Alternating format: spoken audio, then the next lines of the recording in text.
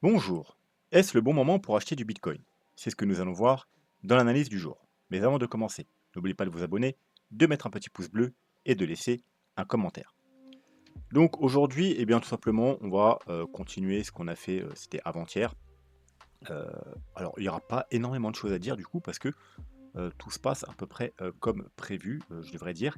On va aller faire un petit update et également voir deux, trois petits indicateurs en weekly, ce qu'on n'avait pas eu le temps de faire du coup mercredi. Voilà, donc on va pas perdre trop de temps et on va se diriger directement vers la cryptomap du jour, qui est quand même bien rouge, mais je dirais que si on l'avait regardé plus tôt dans la journée, elle aurait été plus catastrophique, hein, tout simplement parce que depuis, il y a eu quand même un petit rebond sur le Bitcoin, et bien entendu, les altcoins ont bien remonté également, mais on peut voir quand même qu'elle reste majoritairement rouge avec des chutes de en moyenne 5 à 15%, notamment pour Core, moins 11% pour RNB, moins 9 pour APT, moins 10 pour OP, moins 14 pour Ordi, etc., etc. On a quand même quelques altcoins dans le vert, et notamment GLD qui fait un joli plus 6%. Le CryptoFear, on est à 29, hein, presque. Hier, on était à 44. Voilà, donc on est dans les bonnes zones théoriques, hein, pour rechercher des achats. Je vous rappelle, il n'y a aucun signal d'achat sur le CryptoFear. Il y a juste des signaux qui nous autorisent à rechercher des achats. C'est quand on est sous les 50, quand on entre dans la zone des 40-30. Voilà, ça nous autorise seulement à rechercher des achats. Avant, on n'achète pas. Quand on arrive, alors bien entendu, ça c'est seulement si on est toujours dans une tendance haussière, eh bien, c'est on recherche des achats.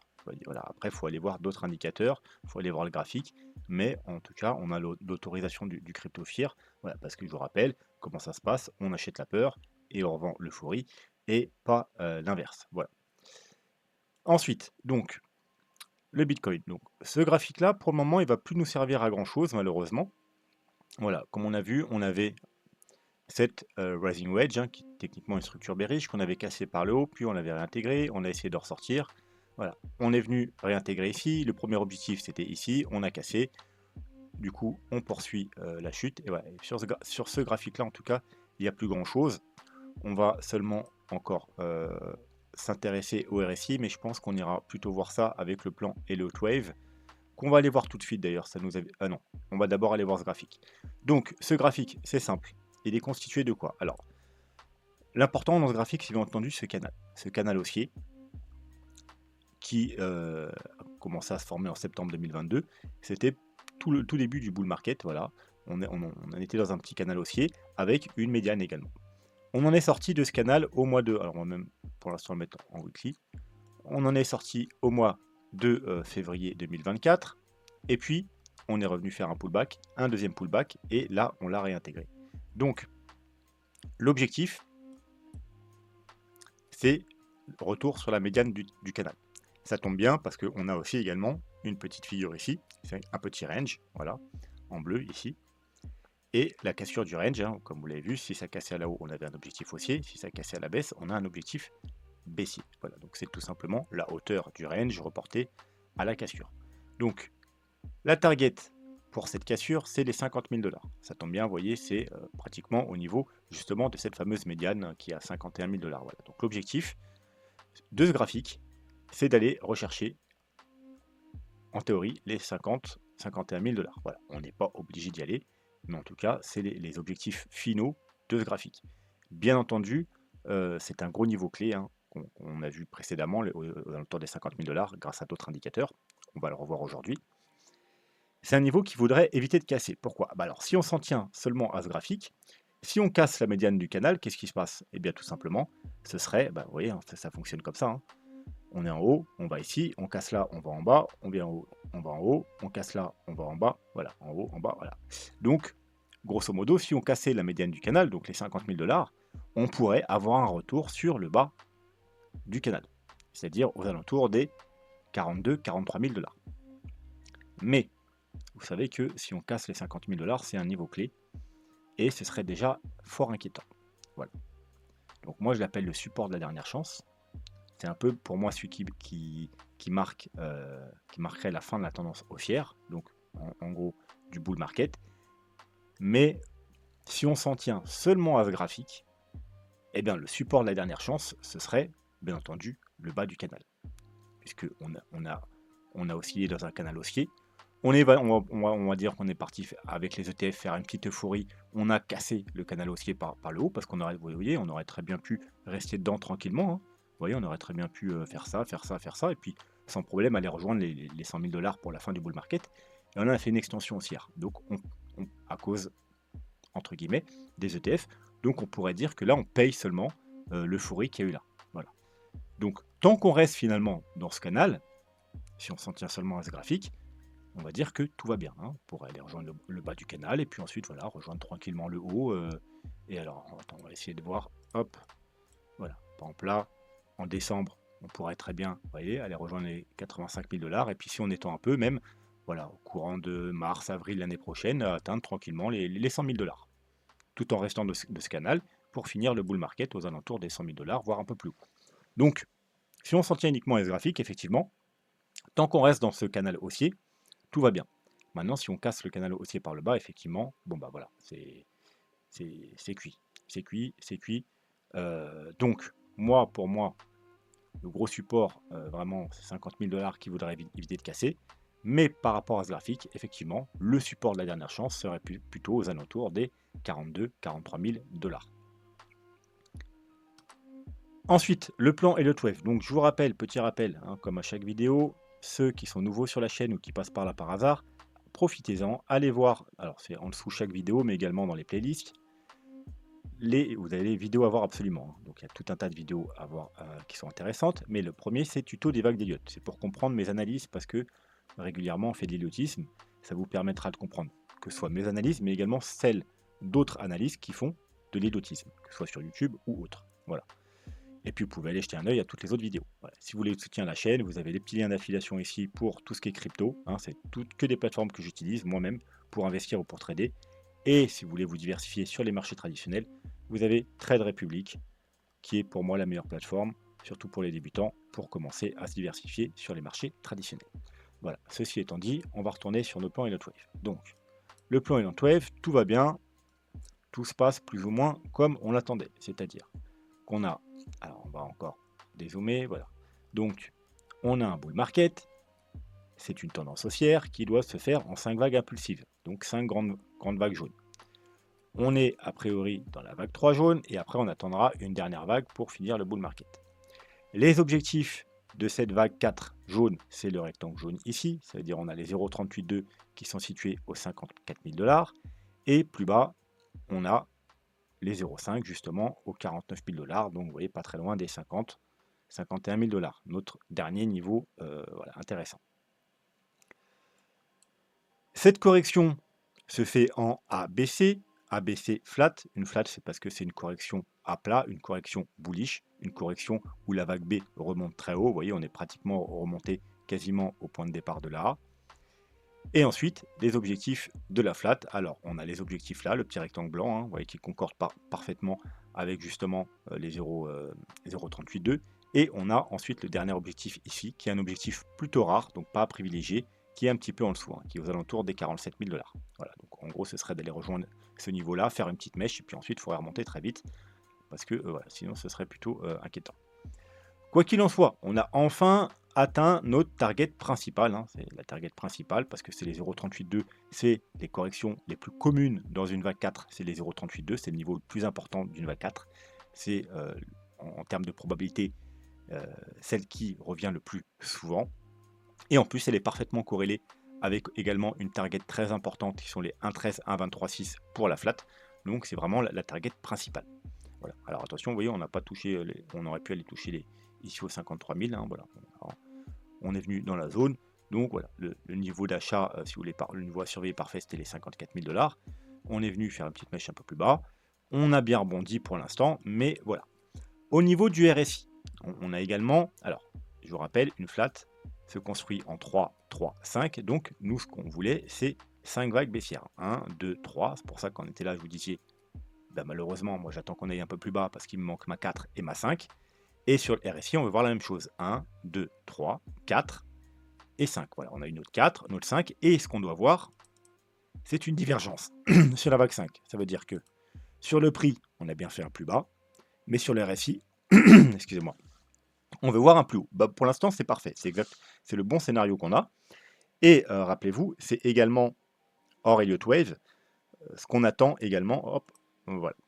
C'est ce qu'on attend sur un bottom daily. Alors attention, cette stratégie fonctionne seulement dans les tendances haussières. Ça veut dire qu'il faut vraiment qu'on soit juste dans une correction. Si le plan est pas bon et que, alors on va pas revenir sur le plan bearish, mais que là on est dans une correction 1, 2, 3, et puis que là c'est fini, on a trouvé un top et on rentre dans un soit bear market, soit mini bear market, la stratégie des bottoms, ça marche seulement dans des corrections. Si on est dans une tendance baissière, euh, ça peut entraîner un rebond, mais ce sera juste un rebond.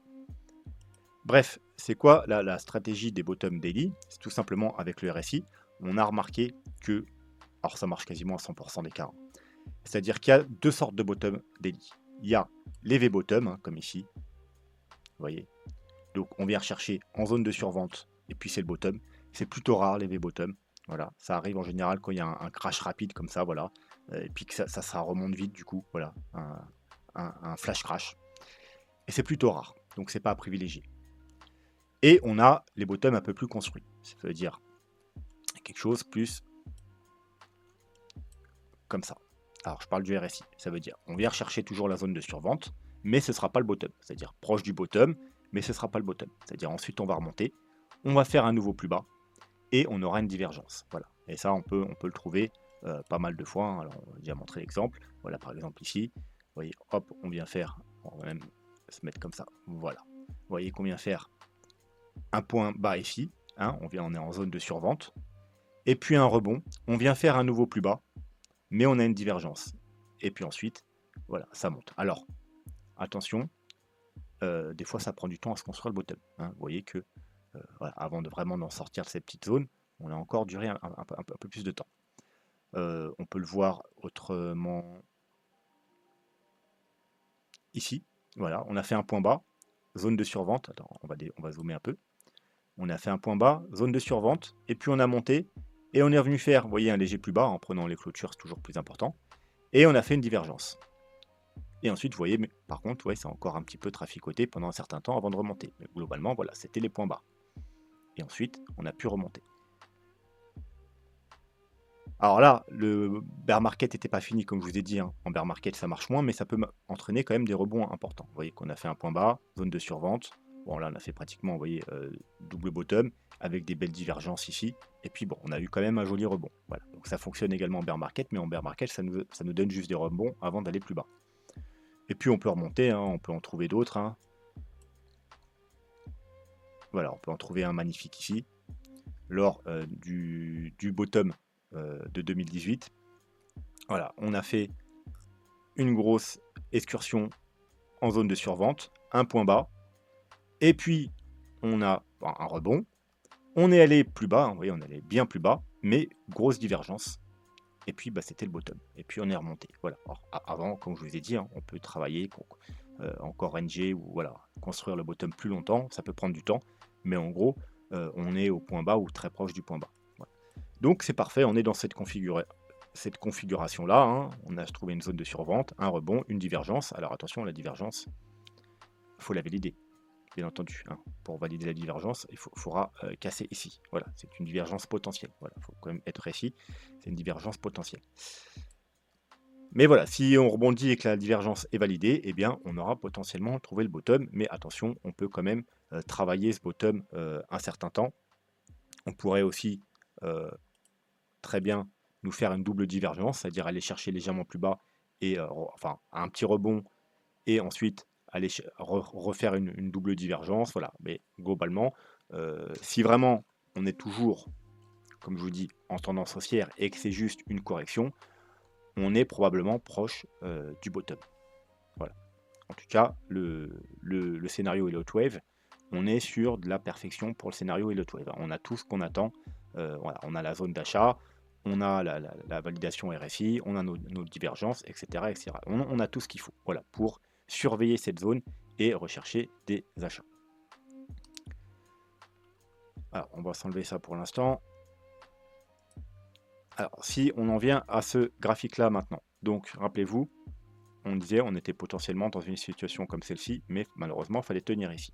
Pourquoi? Vous voyez qu'ici, qu'on a une trendline, on a un niveau ici, on a un double top, on a cassé la trendline, on est revenu chercher ici pour former potentiellement un double bottom. Mais fallait tenir ce niveau, voilà, pour ensuite rebondir. Voilà, malheureusement, ici, on a bien la trendline, on a bien un double top, on a bien cassé la trendline. Comme prévu, on est revenu chercher le double bottom, mais fallait tenir et rebondir. Malheureusement, on a cassé. Donc là, c'est plutôt mauvais signe. Pourquoi? Bah parce que on est en train de valider, hein, c'est pas encore fait, mais on est en train de valider un double top. Et un double top validé, eh bien, en général, c'est plutôt mauvais, hein, ça entraîne une continuité de la chute. Alors je dis potentiel, je dis pourquoi? Tout simplement parce que là, vous voyez que la semaine n'est pas clôturée. Donc on n'a pas encore de bougie de confirmation. On n'a pas encore de bougie de clôture, excusez-moi. Puis ensuite, il faudra une bougie de confirmation. Parce qu'on pourrait clôturer comme ça et en fait un fake out, avoir un gros rebond la semaine prochaine et réintégrer. Donc si ça se produit, c'est extrêmement bullish. Ça veut dire que c'était juste un petit fake out. Donc pour ça, il faut récupérer bien entendu les 60 000 $. Mais si on clôture comme ça, ou si on vient faire un pullback et on est rejeté, ou si on a une clôture de confirmation, dans tous les cas c'est bearish, et on pourrait avoir une chute qui continue pour aller plus bas, hein. Alors vous savez, le niveau, on l'a dit, le prochain niveau à surveiller ici, les 55 000 $, ça ne tient pas, ce sera les 51 000 $. Pourquoi? Bon, on va voir ça tout de suite, par exemple, notamment par rapport aux moyennes mobiles. Voilà, on a cassé, on avait la EMA 21 en soutien, on l'a cassé, donc prochain objectif, vous savez comment ça se passe avec les moyennes mobiles, c'est tout simplement la moyenne mobile inférieure, donc c'est la moyenne mobile exponentielle 50 qui se trouve justement pile poil aux 51 000 $. Au niveau d'Ishimoku. Alors, au niveau d'Ishimoku, on est sur le gros support, on est sur la Kijun, hein, qu'on a cassé la Tenkan, on avait dit, hein, aux 64 000 $, on avait dit l'objectif, c'est la Kijun. Allez, on y est sur la Kijun. Maintenant, il faut tenir. Si ça ne tient pas, malheureusement, par rapport à Ishimoku, eh bien, on n'a plus grand-chose. On a plus grand-chose. Vous voyez, on n'a plus grand-chose jusqu'au environ, alors ça dépend combien de temps ça prendra, mais voilà, si ça descend tranquillement, on va dire, on arrivera vers là. 42 000 $. 42 000 $, rappelez-vous, c'est justement le bas du canal. En gros, si on casse voilà, ici les 50 000 $, ici bah, sur Ishimoku, ça nous confirme qu'il y a des chances qu'on rejoigne ce niveau. Alors on a un petit support intermédiaire. Ici, vous voyez, on a un grand plat de... Alors on n'est pas dessus, hein, mais quand vous voyez des grands plats comme ça, que ce soit là ou sur les Kijun, vous voyez, par exemple là, vous voyez, vous avez un grand plat, c'est-à-dire c'est un niveau important, les 32 000, là, vous avez un grand plat. Voilà, bah, parfait. Vous voyez, c'est les 51 000 $. Ça nous confirme les 51 000 $, c'est un niveau important. Donc effectivement, on pourrait s'arrêter aux 51 000 $. Notre niveau qu'on a déjà, on a déjà noté. Mais voilà, donc là, il y a un petit niveau aux 49 000 $. Voilà, encore une fois, 49 000 $. Ce serait revenir chercher pile poil ce niveau-là, justement, hein, l'objectif, le deuxième objectif de la vague 4, 49 000 $, mais ça reste toujours aux alentours des 50 000 $. Donc ces petits niveaux, effectivement, mais voilà. Ensuite, bah, sinon, bah, il n'y a plus rien. Ensuite, c'est revenir chercher le nuage. Et attention, malheureusement, bah, vous voyez que c'est pas un gros, déjà le nuage en général, c'est pas un gros nuage comme ici, où il y a un gros support. C'est un nuage fin, donc c'est pas un gros support. Mais voilà, il a quand même le mérite d'exister aux 42 000 $. Et encore une fois, bah, c'est le support de la dernière chance, puisqu'ensuite, bah, on repassera totalement bearish, malheureusement. Vous voyez que même là, quand on a eu cette grosse correction de 50%, qui était déjà le début du bear market, hein, bah, on n'est pas venu cacher le nuage. Justement, on est venu à peu près sur le nuage. Voilà. Ici, on est venu sur le nuage, hop, ça a tenu, puis qu'on l'a cassé, bah voilà, c'était confirmation du bear market. Voilà. Donc normalement, on n'est pas censé, voilà, si on casse ça, bah, on rentre dans le territoire du bear market. Encore une fois, ça confirme que les 42 000 $, c'est vraiment le support de la dernière chance. Mais pour ma part, j'aimerais bien qu'on tienne quand même les 50 000 $. Parce que voilà, il y a d'autres indicateurs qui disent que si on casse les 50 000 $, c'est déjà, ça clignote déjà fortement dans le rouge. Hop, un petit tour du côté du Super Trend Weekly. Voilà, donc Super Trend Weekly, on a notre gros support, encore une fois, aux 51 000 $. Et voilà, Super Trend Weekly, voilà comment ça se passe. Là, on est dans un bull market sévère. Rouge, c'est la confirmation du bear market. Sévère, c'est tout le bull market. Rouge, bear market. Vert, bull market. Rouge, bear market. Bon, là, il y a eu des petits Covid, on est repassé en rouge. Mais voilà. Et ici, on est repassé en rouge, mais ça nous indiquait déjà qu'il y avait quelque chose. Et comme vous le savez, pour moi, le vrai top, c'est ici. Et là, on était déjà dans le bear market, sauf qu'on a fait une flat correction bullish. C'est pour ça que là, on est remonté assez haut. On a même fait un léger plus haut. tout simplement parce que c'était une correction en flat. Mais on était déjà plusieurs indicateurs, énormément d'indicateurs, à partir d'ici, nous ont déjà dit qu'on avait trouvé un top de marché. Et puis là, on est repassé dans le rouge, et bien bear market. Voilà. Donc, il faudrait à tout prix éviter de clôturer, justement, sous ces fameux 51 000 $. Voilà. Alors, on a le support de la dernière chance, effectivement, 42 000 $, mais ce serait bien quand même. Alors, si on n'y va pas, c'est encore mieux, mais si on y va, de tenir en weekly, bien entendu. Hein. C'est le super trend, on peut faire une mèche en dessous et réintégrer, il n'y a pas de problème. Hein. Vous voyez, comme ici, on fait une mèche, mais c'est resté vert. Tout simplement parce que ça marche avec les clôtures. Voilà. Donc, gros support aux 51 000 $. Qu'il faudrait à tout prix essayer d'éviter de casser en weekly. Et pour finir, donc MACD, bien entendu, c'est toujours très bearish en weekly. Donc à surveiller, ce ne sera pas le weekly si vous voulez être prévenu le plus tôt possible, ce sera le 3 jours. Alors, vous savez que le daily, bien entendu, il nous avertira avant, mais le daily, il n'est pas fiable, hein, ça peut être juste des petits rebonds. En général, les fins de grosses corrections sont visibles sur le 3 jours. Le 3 jours, c'est beaucoup plus fiable que le daily. Le weekly, c'est encore plus fiable, mais ça viendra bien plus tard, donc ça nous donne des niveaux beaucoup moins intéressants. Donc, on a peut-être un petit quelque chose, vous voyez que là, on peut peut-être espérer, vous voyez, un petit W qui se forme, vous voyez, ici, là, mais bien entendu, il faudra repasser ici. Hein. Hop, merde, c'est une connerie. On va essayer de zoomer. Non, ça veut pas. Voilà. Peut-être un joli grand W, mais pour ça, il faudra bien entendu repasser au-dessus de la zone de survente. Alors là, vous voyez qu'on a un petit croisement, mais on n'a rien du tout. Il faut vraiment repasser au-dessus d'ici. Et bien entendu, il nous faudra la confirmation du MACD. Donc pour l'instant, c'est toujours très bearish. Il n'y a aucun signal, quel que ce soit. On peut regarder également daily, mais voilà, c'est pareil, il n'y a rien du tout. Hein, vous voyez que le daily, comme je vous ai dit, c'est pas très fiable. Et vous voyez, ici, on a une confirmation. Alors, bien entendu, on n'a pas eu la confirmation du MACD. Voilà. Mais voilà, c'était une fake confirmation. Daily, moi, j'en tiens pas trop compte. C'est plus pour trader le daily, voilà, mais pas pour les court terme. Hein. C'est pas pour du moyen long terme. Donc voilà, ce sera ça à surveiller. Mais pour l'instant, voilà, c'est toujours bearish. Donc, on est sur un support intéressant, surtout au niveau du plan Elliott Wave. Mais au niveau des indicateurs, ça nous dit que ça pourrait quand même aller, si on devait casser ce support, aller rechercher les 50-51 000 $, qui est le gros support à tenir si on veut éviter les problèmes. Et si vraiment ça devait casser, il y aurait le dernier support de la dernière chance aux alentours des 42 000 $.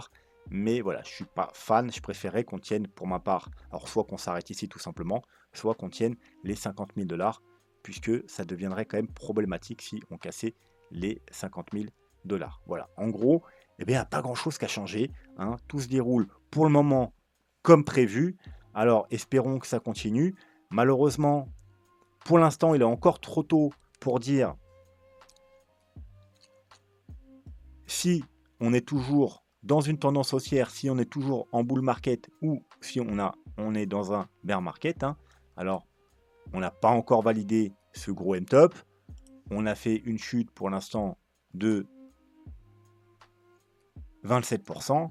Ça arrive, hein, les corrections, des grosses corrections, 20, 30, 40%, ça arrive dans les bull market. Donc malheureusement, pour l'instant, il y a... Alors, j'ai pas encore fait le tour des indicateurs. Je pense que la semaine prochaine, on va voir ça. Rappelez-vous, hein, normalement, à chaque bull market, quand on arrive on a dépassé le milieu du bull market. Je vous sors une vidéo avec tous les indicateurs à surveiller de fin de bear market. Je pense qu'on fera ça la semaine prochaine. Heureusement, si on a déjà trouvé un top, bon, ça arrivera un peu tard. Je n'avais pas prévu qu'on trouve un top aussitôt.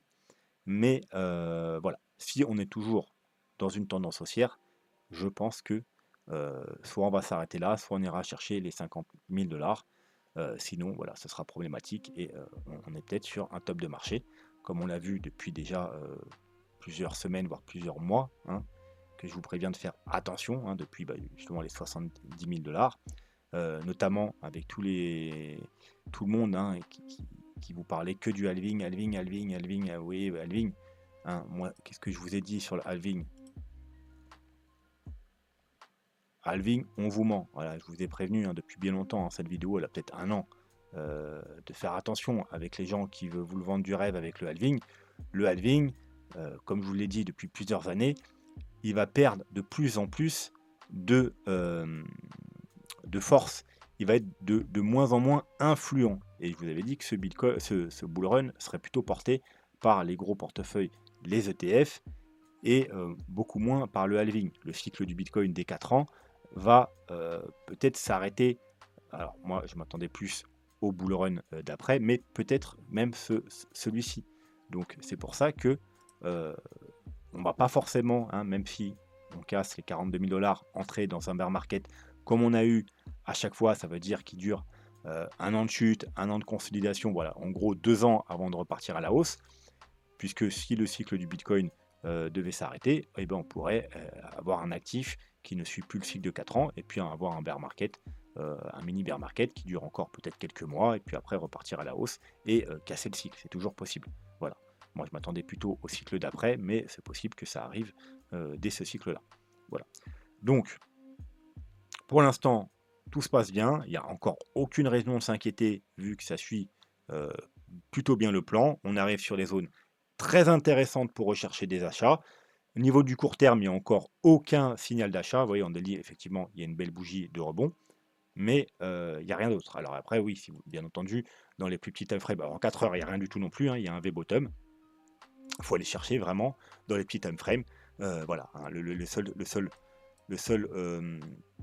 voilà, la seule chose qu'on pouvait faire, c'est en 1 heure à la rigueur, hop là, c'était acheter ici. Vous voyez, on a fait un petit W, hop, à la cassure, ou au pullback ici, aux alentours des 54 900 $. Donc moi, c'est ce que j'ai fait. J'ai un trade ouvert aux 55 000 $, au cas où, hein, on ait trouvé un bottom, vu qu'on arrive sur une zone d'achat.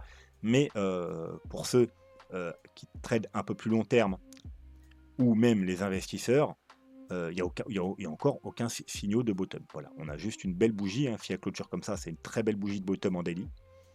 Mais de temps en temps, ces bougies sont corrigées, hein. On pourrait former un bottom un peu plus construit. Vous voyez, on pourrait faire des figures de bottom, il y en a des tas, hein. Ça peut être des W, des épaules tête-épaule, Adam et Ève, etc., etc. Pour l'instant, on a juste, alors on n'a même pas clôturé, mais pour l'instant, effectivement, on a une belle bougie de bottom, daily, mais c'est juste une bougie. À part ça, on n'a pas grand-chose. Voilà, donc il ne faut pas non plus s'exciter. Effectivement, on a atteint nos targets, mais il n'y a encore aucun signal qui marque vraiment que on ait trouvé un bottom ou quoi que ce soit. Voilà, allez, on va s'arrêter là pour aujourd'hui. On se retrouvera lundi pour une prochaine vidéo. Je vous souhaite un très bon week-end. Et puis voilà, puis je vous dis à lundi, hein. N'oubliez pas de vous abonner, mettre un petit pouce bleu et de laisser un commentaire. Voilà, sur ce, je vous dis à lundi. Tchuss.